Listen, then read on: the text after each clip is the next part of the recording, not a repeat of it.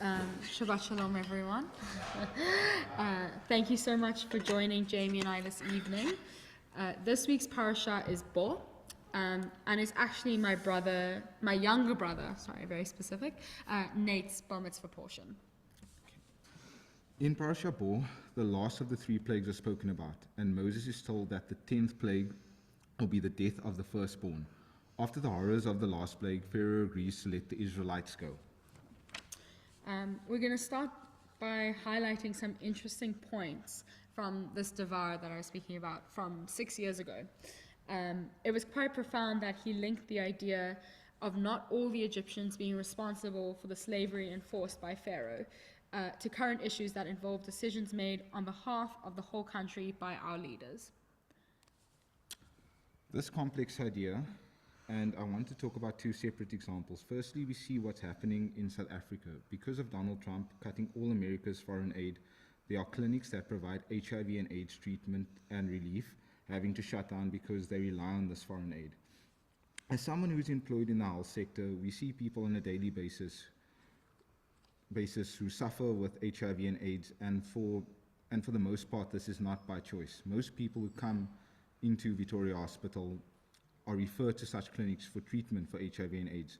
Without the funding for these projects to continue, we know the reality that so many of these patients will face. Do we hold the American people accountable because of their vote, or is this something that is solely responsible of the American leadership? On the other end of this, we see the demonstrations and protests happening every week in Israel against Netanyahu and his government, and the loud cries for the hostages to be brought home, and the war that affects people on all sides and all over the world to come to an end. In this case, can the Israeli people be held accountable for the government's actions while they actively demonstrate against them, or does this cancel out the vote that took place just over 3 years ago now? Nate spoke about the discrimination against people in general, and the way in which this has deeply upset him, much like the Jewish people were enslaved because they were merely Israelites in Egyptian society and seen as less. He spoke about the Holocaust and the Rwandan genocide. His biggest emphasis was on respect and respecting everyone in our community, and even more so in our society. And 6 years later, that sentiment stands true and always will. In a similar vein to Pharaoh and how God turned his heart cold, we see that with power-hungry leaders around the world.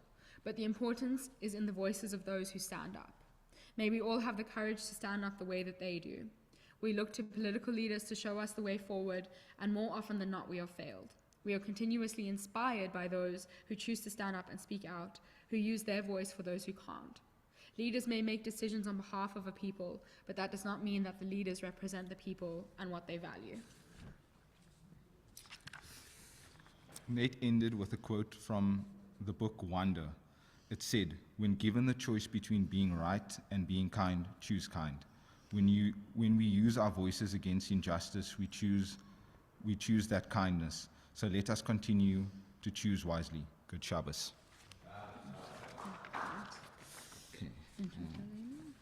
Okay, we are turning to page 5.